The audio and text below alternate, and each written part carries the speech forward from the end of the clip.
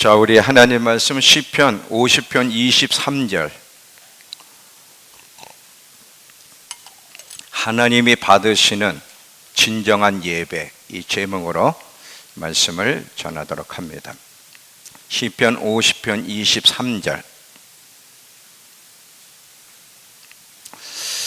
자, 감사로 제사를 드리는 자가 나를 영화롭게 하나니 그 행위를 옳게 하는 자에게 내가 하나님의 구원을 보이리라.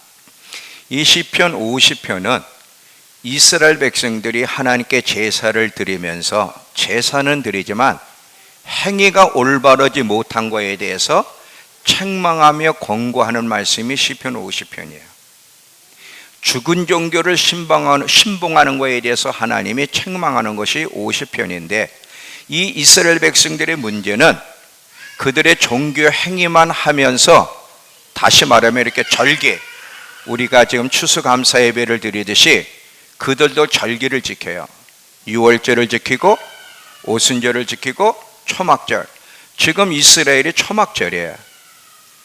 왜 우리가 이 추수감사 예배를 이때 드리냐면 초막절과 맞춰서, 한국교회 추수감사 예배는 미국식에 맞춰서 드리는 거. 그래서 11월에 드리는데 원래는 초막절이에요. 이 초막절, 지금 이스라엘이 이제 초막절기가 끝났는데 바로 이 시점에 맞춰서 우리가 이제 추수감사 예배를 드리는 거예요. 근데 추수감사 예배는 하나님이 한 해 동안 베풀어 주신 은혜, 감사는 절기도 되지만 초막절이 이제 그런 의미가 있지만, 거기서 머물지 않고 초막절에는요, 이 초막절이 되기 전에 먼저 나팔절이 있고 그 이후에 속죄일, 대속, 회개하는 속죄일이 있고, 그리고 이제 초막절이 들어가. 이 초막절은 예수님의 재림을 알리는 절기예요. 그래서 이제 나팔을 불죠. 예수님의 재림이 가까웠다, 회개하고 준비하라고 나팔을 불며 외쳐요. 그래서 준비시키는 것이 초막절이에요. 그리고 이 또 초막절은 이제 하나님이 이 땅에 오시는데 우리를 장막 삼아 주님이 우리 안에 거하기를 원하시는 거예요. 그래서 회개하고 정결케 해서 주님이 우리 안에 거하실 수 있도록 준비하는 절기 중에 하나가 또 초막절입니다. 예수님의 재림을 알리는 절기인데 거기에 맞춰서 우리가 지금 추수감사 예배를 드리고 있어요. 근데 이스라엘 백성들이 이런 절기는 지키는데, 이런 절기만 지키면 충분하다고 생각하면서 그들은 계속 여전히 우상 숭배하고 불순종하고 죄를 지면서 살았다는 거죠. 이것을 책망하는 거예요. 그런데 이렇게 살아갈 때 하나님이 즉각 심판하시면 좋을 텐데 하나님이 잠잠하게 계셨어요. 이 하나님의 잠잠함은 회개할 수 있는 기회를 주시는 건데, 이 하나님의 잠잠함은 그들로 어떻게 잘못 생각하게 했느냐면, 우리가 잘하고 있구나, 하나님 우리를 축복하시겠네, 이렇게 잘못 생각하도록 만들었다는 거죠. 물론 하나님이 만든 게 아니에요. 그들이 그렇게 잘못 생각하고 있는 거예요. 하나님의 잠잠함에 대해서 지금도 똑같습니다. 지금 똑같아요. 하나님이 원하시는 예배는 마음을 드리는 예배, 하나님 앞에 그 말씀에 순종하며 순종한 열매가 있는 예배, 이런 예배를 하나님이 받으시는 거지, 순종의 열매도 없고 마음을 드리지 않는 예배는 하나님 보실 때 악한 예배예요. 그걸 우리가 아셔야 돼요. 그냥 예배만 드리면 하나님이 다 받으신다고 생각하지만 하나님이 받으시는 예배는 굉장히 작다고 하는 사실을 기억하세요. 가인의 제사는 안 받고 아벨의 제사를 받았는데 왜 하나님이 가인의 제사는 안 받고 아벨의 제사를 받았는지를 말씀을 통해 우리가 깊이 묵상해야 됩니다. 이렇게 잘못된 예배를 드리는 이스라엘 백성들에게 하나님의 심판을 명하시고 이제 심판을 받을 거예요. 이게 마지막 때 얘기야. 시편 50편의 얘기는 그 당시에도 있었지만 마지막 때 이스라엘의 심판받을 마지막 때의 메시지가 시편 50편인데, 그럼에도 불구하고 하나님이 또다시 얘기해요. 만약에 너희가 감사하는 마음으로 돌아오면, 메시지 성경에서는 너희를 도울 자가 없구나. 하나님이 심판하려고 하는데 너희를 도울 자가 아무도 안 보이는데, 이 메시지 성경에 읽어보시면 그렇게 나옵니다. 만약에 너희가 진정 찬양의 삶으로 돌아오고 내게 합당한 예배를 드리면 내가 반드시 너희를 징계하지만 구원시켜 줄게, 이렇게 돼 있어요. 그러니까 잘 들어봐요. 진정 찬양의 삶으로 돌아오면, 근데 우리 성경에서는 감사로 제사를 드리는 자, 감사하는 마음으로 하나님께 예배를 드리기로 결단하고 하나님 앞에 이제 옳은 삶을 살기로 결단하고 돌아오면 반드시 하나님이 구원해 주시겠다고 하는 것이 시편 50편의 얘기예요. 여기서 우리가 뭘 배우느냐면 하나님의 마음이 무엇인지, 하나님이 무엇을 기뻐하시는지, 하나님이 받으시는 예배가 뭔지를 가르쳐줘요. 여러분, 그냥 주일날 교회만 와서 예배 드리면 되는 게 아니에요. 내 예배를 하나님이 받으시느냐 안 받으시느냐를 생각을 하셔야 돼요. 많은, 특별히 한국 교회가, 우리 교회도 마찬가지지만 주일날 여전히 예배 드리지만 예배만 드리면 다 됐다고 생각해. 하나님이 받으실 만한 예배를 드렸느냐가 중요한 거예요. 오늘 우리가 이 추수감사 절기로 하나님께 예배를 드려요. 자, 우리 추수감사 예배하면 한 해를 돌아보면서 아무 일이 없던 거 감사, 건강하게 살게 해주신 거 감사, 가족을 지켜주신 거 감사, 사업을 지켜주신 것 감사하면서 예배를 드려요. 다 필요하고 중요한 감사의 제목입니다. 그런데 여기서 머물면 안 돼요.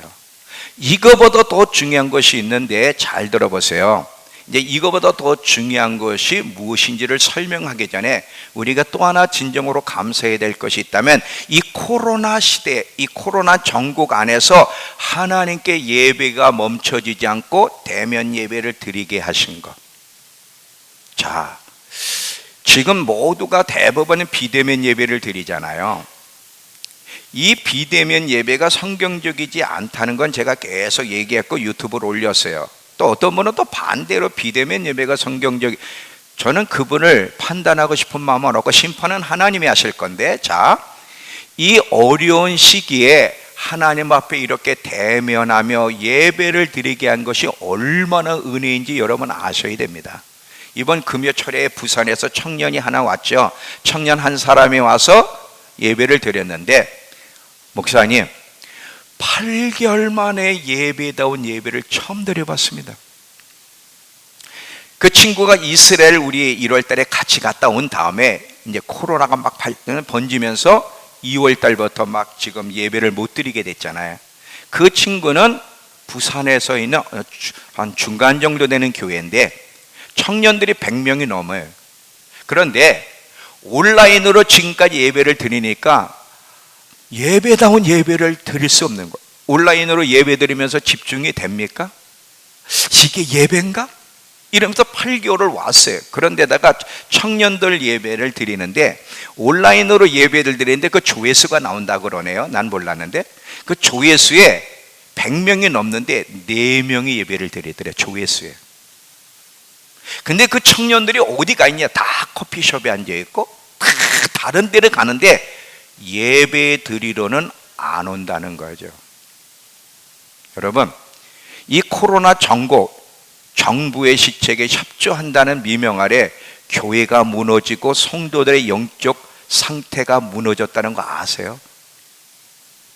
어떤 분이 유튜브에 올렸더라고요. 아주 유명한 목사님이 이 코로나 비대면으로 말미암아 지금 이름만 다 하면 여러분 다 아는 교회래. 근데 그분이 이름은 안 밝히니까 저도 안 밝힙니다. 그 유명한 교회가 빚더미에 앉아서 지금 무너지기 일보 직전이래요. 성도들이 안 오니까 헌금도 안 하고 교회를 이제 안 온대. 이런 가운데서 참 어려운 시간도 있었지만 이렇게 하나님 앞에 나와 시간 수요 예배, 금요 예배, 주일 낮 저녁 예배, 매일 기도회 이렇게 나와 예배 드리게 한 건 기적 중에 기적이고 은혜 중에 은혜. 정말 우린 감사하셔야 돼요. 이런 것들에 대해서 우리가 정말 감사해야 되지만 여기서 멈추면 안 되고 더 중요한 것이 있어요. 잘 보세요. 지금은 추수의 계절 가을이에요. 여러분 들에 나가 보셨습니까? 이 버섯 벼가 익어서 노랗게 됐어. 벼가 익어서 노랗게 된 벼를 모습을 보면 마음이 흐뭇합니까? 안 합니까? 흐뭇해. 너무 이쁘고 흐뭇한데 특별히 노을 질 때 가보세요. 노을 질 때 그 노을과 이 노란 벼가 어우러지면요 환상적입니다. 환상적이. 기가 막혀요.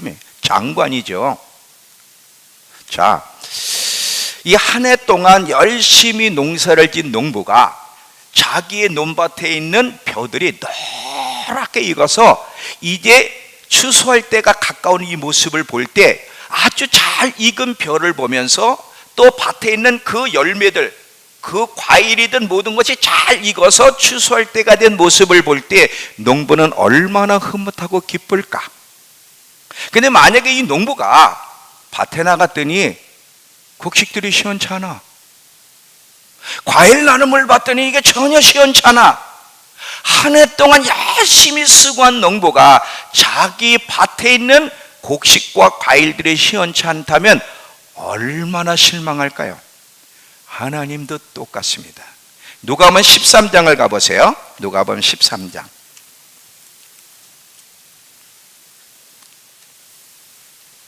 6절에서 9절까지. 누가복음 13장 6절에서 9절.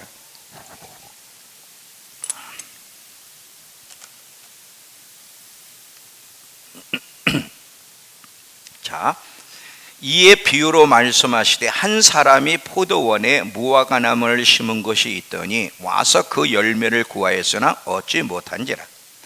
포도원 지기에게 이르되 내가 3년을 와서 이 무화과나무에서 열매를 구하되 얻지 못하니 찍어버리라. 어찌 땅만 버리게 하겠느냐. 대답하여 이르되 주인이여 금년에도 그대로 두소서. 내가 도로 파고 거름을 주리니 이후에 만일 열매가 열면 좋거니와 그렇지 않으면 찍어버리소서 하였다 하시더라. 자, 이 가원지기가 열심히 3년 동안을 좋은 열매를 맺기 위해서 나무를 심고 거름을 주고 애를 썼어요. 근데 3년이 지났는데 열매가 없어요. 그래서 이 주인이 너무 실망하다 못해 찍어버리려는 거예요. 이때 과원지기가 주인님 하나만 더 기다려주세요. 내가 한번 열심히 다시 한번 거름도 주고 열심히 노력할 테니까 하나만 더 기회를 주시고 열매를 맺지 않으면 그때 찍어버리세요. 여러분, 우리의 문제 중에 하나는 뭐냐면 하나님이 누구신지를 모른다는 거예요. 우린 지금까지 뭐만 입력을 받았냐면 하나님은 사랑이시다. 하나님은 오래 참으시고 자비로우시고 용서하시는 하나님 맞지요? 강조해야 되고 또 강조해야 되고 또 강조해야 돼. 근데 하나님은 그런 면만 있는 게 아니에요.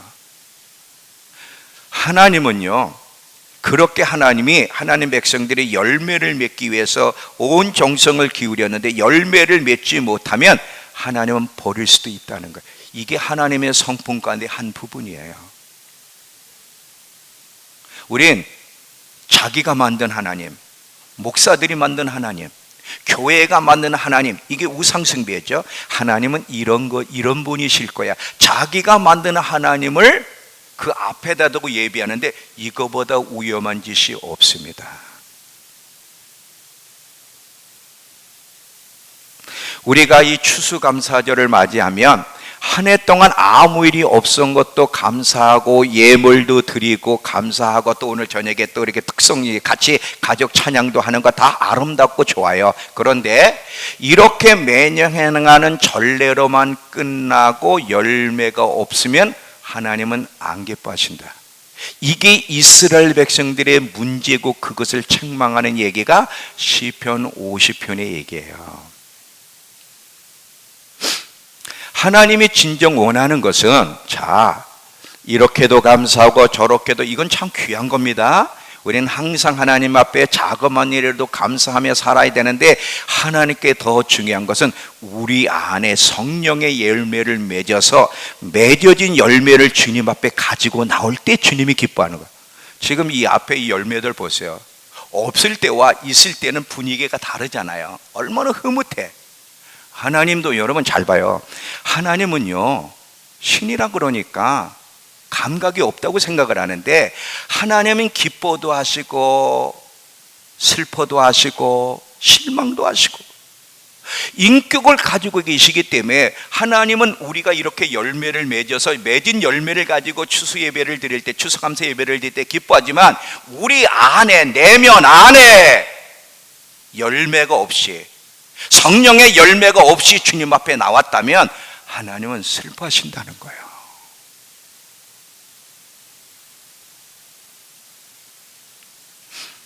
올 한 해도 하나님이 우리 안에서 이런 성령의 열매를 맺게 하시기 위해서 시련도 주시고 다양한 환경도 주셔서, 잘 보세요. 여러분이 만나는 시련과 어려운 환경은 의미는 딱 하나야. 우리 안에서 정금같이 성령의 열매를 맺게 하시기 위해서, 그 성령의 열매를 맺으려면 시련이 와야 돼.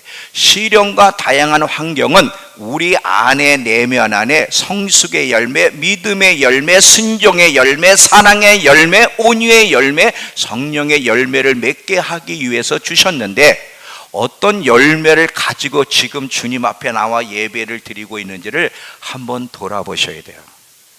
내 안에 사랑의 열매, 용서의 열매, 순종의 열매, 거룩의 열매가 내 안에 지금 맺어지고 이런 변화된 모습으로 주님 앞에 나왔는지 아닌지를 돌아보지 않으면 이 예배는 하나님 앞에 큰 의미가 없어요.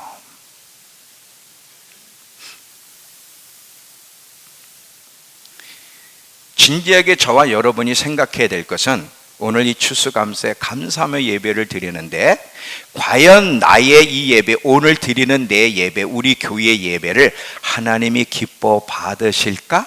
아니면 슬퍼하실까를 진지하게 생각해 보셔야 됩니다. 이런 것이 없으면 안 돼요. 이스라엘 백성이 이런 식이었어요. 그들은 매년 절기를 드렸어요. 안 드린 게 아니에요. 그리고 예물 드려서 시편 50편 가보세요. 시편 50편에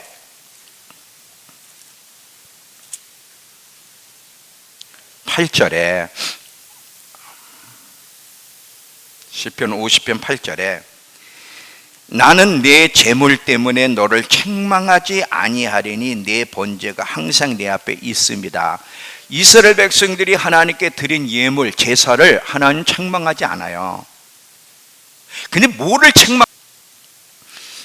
네 재물로는 내가 책망하지 않을게. 지금 이스라엘 백성들은 여전히 절기마다 예물을 드렸어요. 그 번제가 내 앞에 항상 있다 그랬잖아요. 근데 뭐를 책망하느냐면, 이들은 예물만 드리면, 절기만 지키면 다 된다고 생각하는 거야. 삶은 없어, 변화가 없어, 열매가 없어, 순종하지 않아. 이게 문제예요. 이거는 이스라엘 백성의 문제인과 동시에 우리의 문제이기도 하죠. 자, 에스겔서 33장 가보세요. 에스겔서 33장 30절에서 31절. 에스겔서 33장 30절에서 31절, 1203페이지.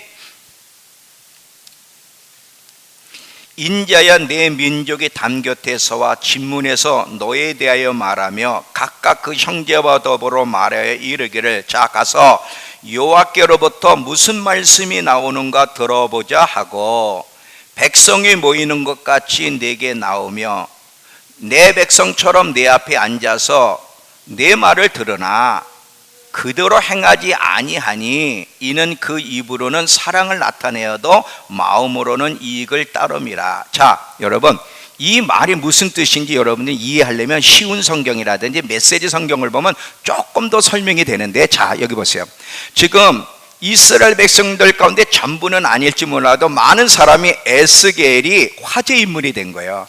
왜 에스겔이라는 사람이 화제 인물이 됐냐면, 에스겔에게 하나님의 말씀하신다는 걸 알았고, 에스겔이라는 사람은 하나님 말씀을 전하는 사람이라는 걸 알았기 때문에 화제 인물이 된 거예요. 그래서 사람들이 몰려오는 거예요. 에스겔에게 하나님이 저를 통해 무슨 말씀을 하시는지 한번 들어보자. 자, 봐요. 이들은 에스겔에 몰릴 때 무슨 헛소리 하는지를 들어보자 몰린 게 아니라 하나님의 말씀을 전하는 사람이라는 걸 알았기 때문에 하나님이 저를 통해 무슨 말씀을 하시는지 궁금해서 관심도 있어서 에스겔에 왔다는 거 잊지 마세요. 문제는 그 에스겔을 통해 하시는 하나님 말씀에 순종하지 않았다는 거야. 우리 믿음께 잘 보세요. 여러분, 제가 가짜 목사라는 거 가짜 목사가 아니라는 거는 믿으세요? 온전치 못하지만 하나님이 저를 통해서 말씀하신다는 거 믿으세요? 아멘. 많은 사람이 딱 3사람이 있어요. 이 마지막 때에 대해서 하나님이 저를 통해서 말씀하신다는 것을 믿잖아요. 여러분도 왔어요.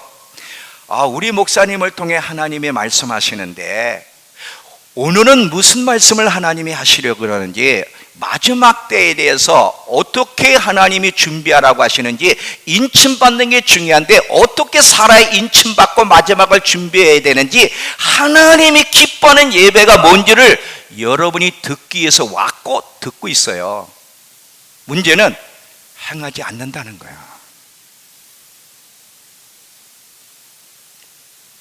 관심도 있고 궁금해서 교회에 와서 예배를 드리면서 오늘 하나님이 뭐라고 하시는가를 들으러 왔다는 거예요. 에스겔아, 사람들이 너를 통해서 하는 내 말을 듣고 싶어서 온다. 근데 그들은 입술로는 사랑을 말하지만 마음으로는 이익을 따라. 이게 무슨 말이에요? 돈을 좋아하고 재물을 좋아하고 세상을 좋아하면서 내 뜻에서는 멀리 떠나 있다. 이렇게 되어 있어요. 여러분, 우리 혹시 이스라엘 사람처럼 살아가고 있지는 않아요? 매 주일 예배를 드리러 하나님이 무슨 말씀을 하시는지를 듣고 싶어 와서 말씀을 듣지만 하나님의 뜻대로 행하려고 하는 마음과 결단은 얼마나 되는지를 돌아보세요.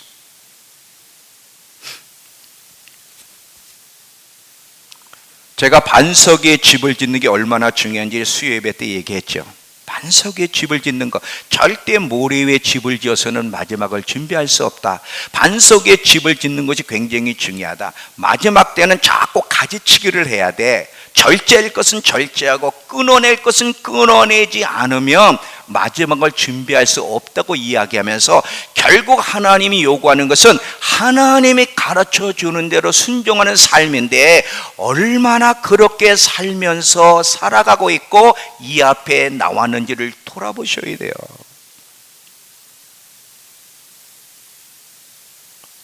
요한계시록에 7교회가 있는데 7교회에 하나님이 공통적으로 얘기하시는 게, 귀 있는 자는 성령이 교회들에게 하시는 말씀을 들어라. 우리 다 귀가 있어요. 무슨 귀?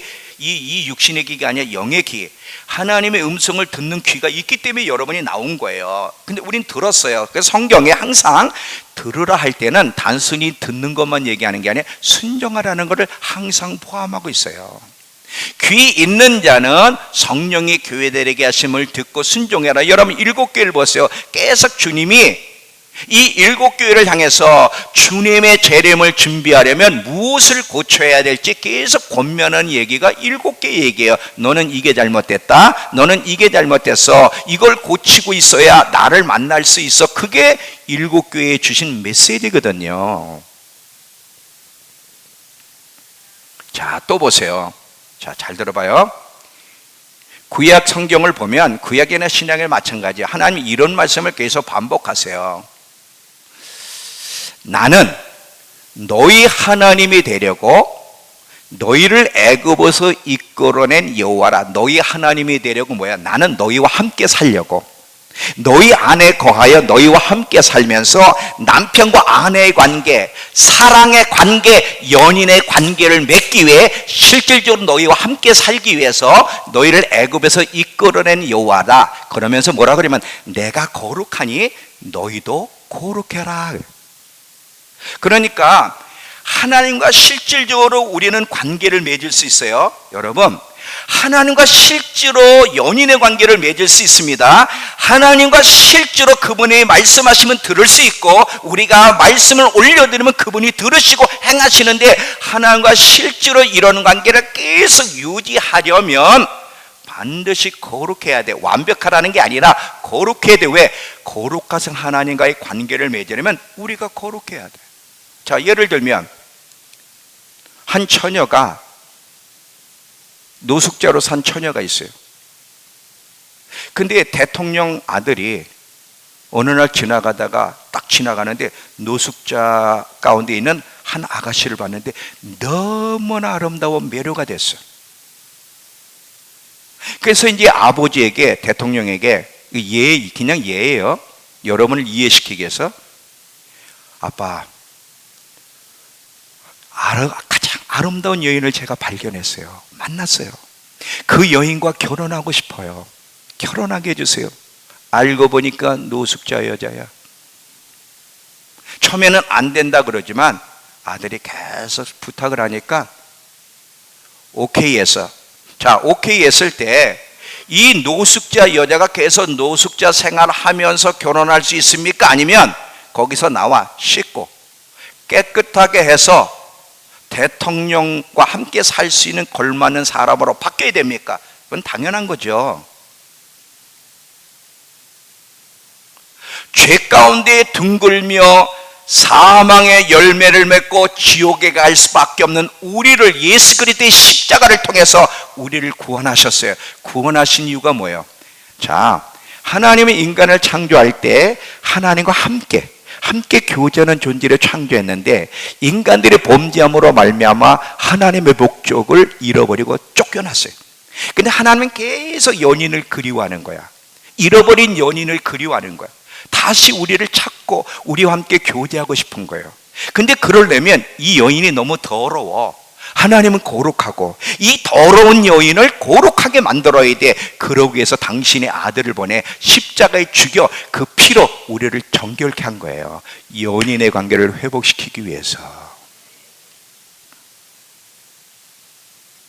그냥 우리는요, 예수 믿으면 천국 간대. 나 예수 믿었어. 이제 천국 가겠네? 이게 아니라 하나님이 우리를 창조하신 목적, 우리를 구원하신 아들을 보내 희생제물 삼으신 목적이 무엇인지를 이해하셔야 돼. 내가 거룩하니 너희도 거룩하라. 왜? 하나님 우리와 함께하고 싶으셔서 그런 거예요. 히브리서 12장 14절, 히브리서 12장 14절,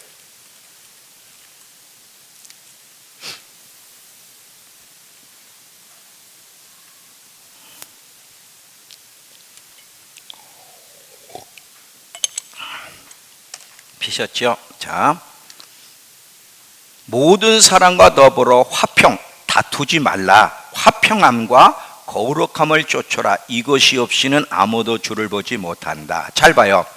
하나님은 우리와 함께하고 싶으시고 사랑을 나누고 교제하고 싶으세요. 이 하나님과 관계를 계속 이루려면 또 이제 예수님이 재림할 텐데, 예수님을 재림하려면, 예수님의 재림을 보려면, 물론 이 땅에서도 마찬가지지만 재림할 예수님을 만나려면 화평함과 거룩함을 쫓아야 된다는 거예요. 그러면 이 주님의 목적을 이룰 수 있는 길이 뭘까? 제1계명과 2계명이 있어요. 자, 이것 때문에 잘 안 보이겠구나. 그냥 설명을 할게요. 너무 아름답죠?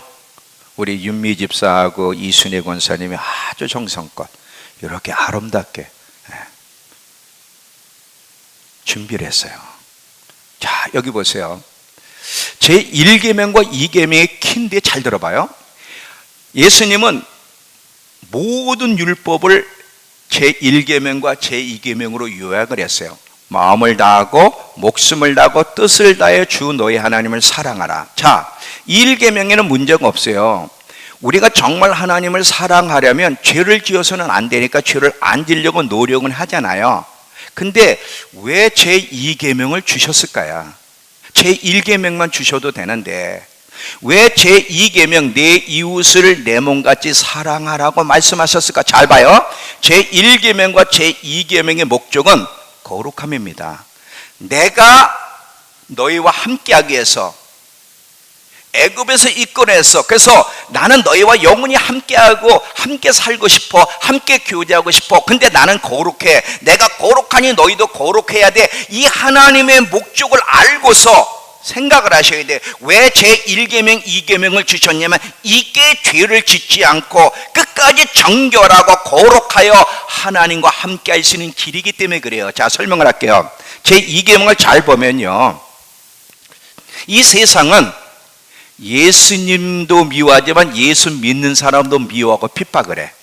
예수님이 이렇게 말씀하시죠. 내가 이 땅에 온 것은 불을 지르러 왔고 칼을 주르러 왔다 그래. 그러니까 예수 때문에 가정에 불화가 일어나고 예수 때문에 우린 사회에서 핍박을 받아. 예수님만 핍박을 받는 게 아니라 이 세상은 예수 믿는 것 때문에 우리를 미워하고 핍박을 해. 근데 성경은 이러는 가운데서도 기뻐하고 사랑해야 된다는 거예요. 왜 기뻐하고 사랑해야 되죠? 잘 봐요. 만약에 우리가 우리를 미워하고 핍박하는 사람을 사랑하지 않게 되면 우리도 자연스럽게 어떤 일이 벌어져? 우리를 공격하고 우리를 핍박하고 미워하는 사람을 향해 우리도 미워하게 되고 우리도 분노하며 싸우게 되는 거예요. 우리도 미워하고 분노하고 싸우는 이런 나쁜 감정을 가지면 주님은 떠나요. 함께 할 수가 없어요. 잘 봐요. 내가 거룩하니 너희도 거룩해. 거룩한 하나님과 함께 살려면, 거룩하신 하나님의 재림을 만나려면, 경험하려면 우리가 거룩해야 된다는 거야. 절대 미움과 용서하지 못하는 이 쓴뿌리 나쁜 감정을 가지고는, 죄를 가지고는 주님을 대면할 수 없는데, 근데 죄를 짓지 않게 하는 방법, 계속해서 우리의 나쁜 감정이 우리를 지배하지 않게 하는 방법, 계속 정결함 속에 주님을 대면 잘 맞이할 수 있게 하는 방법이 뭐냐면 사랑하는 거예요. 그래서 사랑하라 그러는 거예요. 이해가 되세요? 그러니까 제1계명과 제2계명에 하나님의 그렇게 주신 그 본질은 뭐예요? 거룩함의 거룩함, 거룩할 수 있는 길, 그게.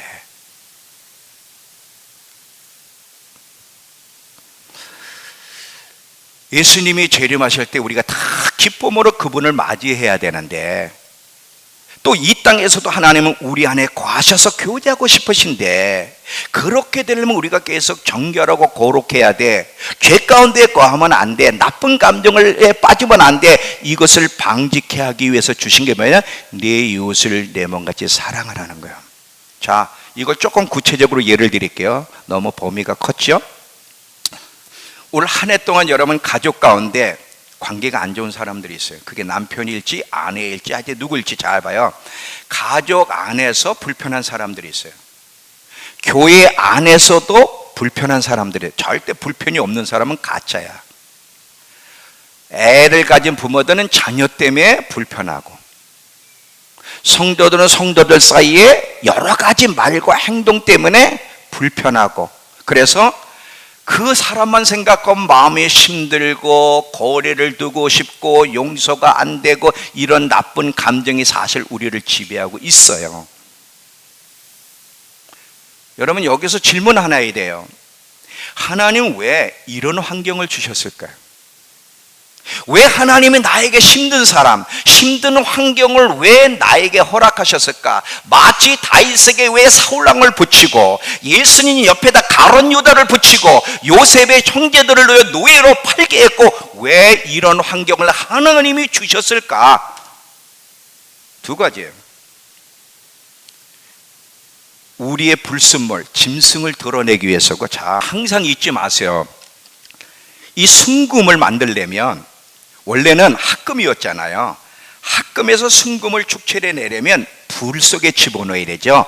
불 속에 집어넣으면 이 불이 하는 일이 뭐 이물질과 순금을 분리해내요.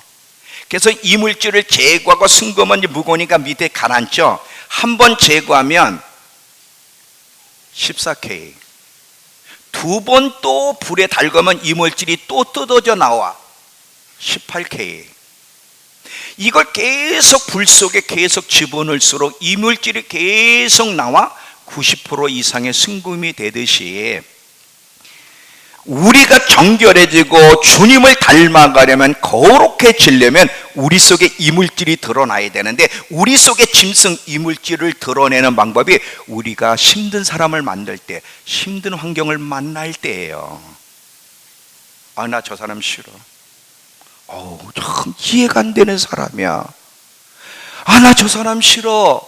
거리를 두고 싶어 실수하는 거예요, 그 생각은. 자, 나 저 사람만 생각하면 마음이 불편한 거 거리 두고 싶은 사람 손 들어봐. 안 들었지만 다 들었어. 난 다 알아.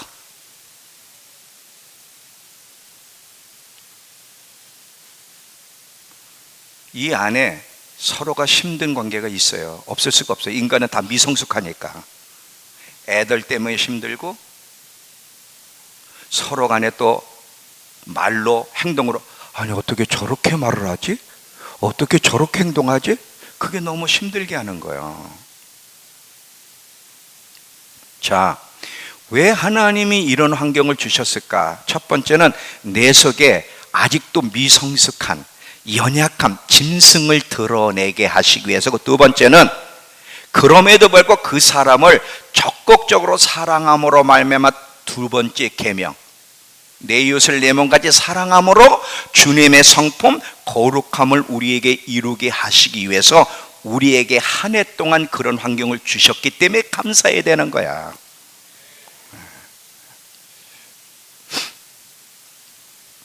우리는 너무 잘못 생각해요. 왜 나만 이렇게 하나님이 고통을 주시지? 왜 나만 자꾸 이런 환경을 주시고 저런 사람을 만나게 하시지? 너무 사랑하기 때문에. 여러분을 너무 사랑하게. 제가 33년 동안의 그 고난의 여정을 자주 얘기했잖아요. 죄송해요, 오해는 마세요. 대한민국에서 가장 힘든 사람들만 만난 것 같아, 나는. 그 좋은 사람도 많은데, 야, 이런 사람들 구성원도 쉽지 않겠다. 그래서 어느 날은 원망도 많이 해요. 그렇잖아요. 우리 성도가 나보러 엿 먹으라고 그랬지, 도끼 들고 쳐들어왔지, 뭐 별별 일 다 만났으니까. 대놓고 내 앞에서. 물론 제가 미성숙하니까 그런 욕도 받아야 되고 도끼 맞아 죽을 그런 사람인지 모르지만, 왜 이런 인생을. 요즘 잠잠하죠. 옛날에 저기에 있을 때는요, 밖에 있는 그 쓰레기통 불 지르고요, 그냥 문 두들기고 쳐들어오고. 왜 나만 이런 어려움을 당해야 되지? 원망도 참 너무 많이 했어. 남들은 편하게 믿음 생활하는데 나는 왜 이렇게 웬수 같은 사람을 이렇게 많이 만나야 되나? 이유가 뭔지 아세요? 제가 나중에서야 깨달은 게 뭐야? 하나님은 나를 너무나 사랑하시는구나. 내 속에 있는 짐승은요, 그런 환경이 아니면 안 드러나. 이 짐승은 몸에 딱 붙어가지고 절대 좋은 환경 속에서는 안 드러나요. 어려운 상황을 만나고 공격을 받을 때 속에 있는 짐승이 탁 드러나는 거예요. 근데 이 짐승이 드러나면 봐야 되는데 이게 안 보인다고. 너무 억울한 거야. 저 사람 때문에 힘들고, 남편 때문에 힘들고, 저 집사 때문에 힘들고, 저 권사 때문에 힘들고, 저 사람이 나의 인생에 힘들게 하는 대상이라고 생각을 해. 자기 속에 짐승이 드러났는데, 이거를 제가 오랜 시간 고통 속에서 깨달았어요. 문제는 나한테 있었다는 걸 알았어요. 나를 하나님 정금같이 만드시기 위해서 내 속에 있는 그 짐승 연약감을 드러내기 위해서 그런 환경을 주셨다는 걸 나중에서 깨달았어요.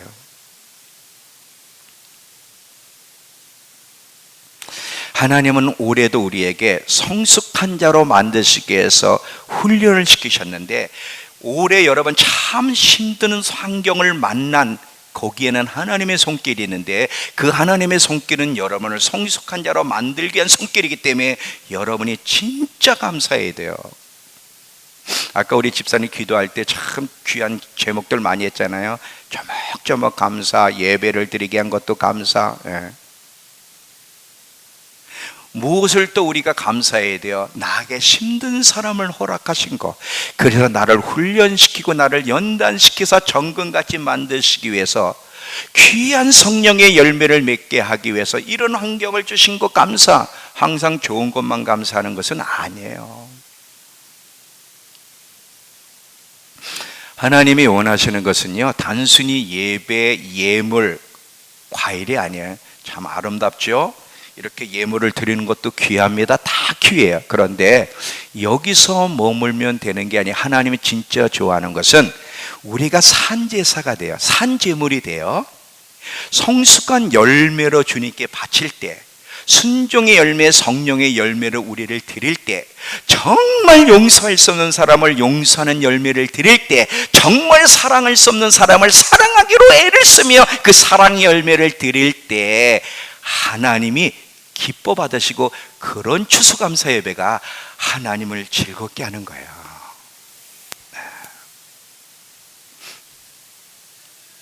이제 마무리합니다. 이스라엘 절기에 지금은 초막절이 지났어요. 예수님의 재림을 알리는 절기라 그랬죠. 주님이 곧 오실 거예요. 아마 저 개인적으로 여러분이 병들어 죽지 않는다면 여러분 살아있을 때 예수님 만날 겁니다. 제 개인적으로. 또 막 이런 얘기가 막 이단 소리를 하도 많이 해가지고 그날과 그 시는 아무도 모르지만 아마 김은영 권사님 정도의 나이시면 병들어 돌아가시지만 않는다면 살아계실 때 예수님 분명히 대면합니다. 제가 그랬죠. 아마 20년 이상은 안 갈 거다. 만약에 제3성전이 지어지고 적그리스도란 한 인물이 등장하면 그때부터 딱 7년이에요. 시간 없어요. 주님을 대면할 때가 가까웠는데, 그러면 주님을 대면하려면 어떤 열매를 가지고 나가야만 주님을 대면할 수 있는지를 생각하면서 오늘 드리는 이 추수 예배가 그냥 매년 습관적으로 연례적으로 드리는 예배가 아니라 진짜 좋은 열매를 가지고 드릴 수 있는 예배, 만약에 진짜 열매가 없는 것이 발견되었다면 진심으로 회개하며 마지막을 준비하겠다는 결심 속의 예배를 드린다면 이 예배는 하나님 앞에 값진 예배가 될 거지만, 열매도 없고 회개도 없이 그냥 오늘 추수감사 예배래 그냥 행사로 끝난다면 하나님은 안 기뻐하세요. 오늘 이 추수감사 예배가 여러분에게 의미 있는 시간, 우리를 돌아볼 수 있는 시간, 마지막을 잘 준비할 수 있는 의뢰로운 시간이 되기를 축원합니다. 다 같이 기도합시다.